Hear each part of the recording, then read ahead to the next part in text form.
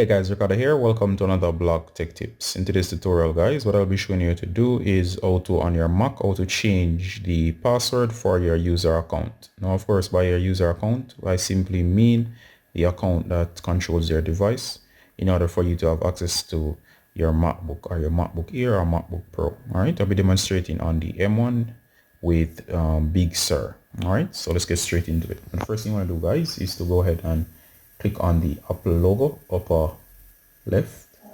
Once you do, let me zoom in. You're gonna go to System Preferences. Once you're in System Preferences, guys, you should see a bunch of options here. Among them, you're gonna go ahead and go to User Groups, which is the one shown here with the user icons. Go ahead and tap.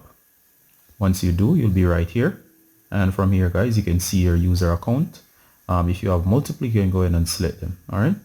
Now, of course, from here, you should have the option that says change password. All right. So go ahead and tap change password. Now it's quite easy from here. All you got to do now, guys, is place the old password or the current password. You're going to invent a new password that matches the security criteria. All right. So use letters, numbers, and of course, special characters, and also include capitalizations.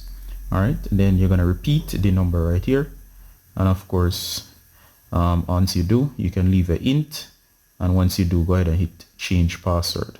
So once you hit change password and it meets the criteria, it should be accepted and everything should go through.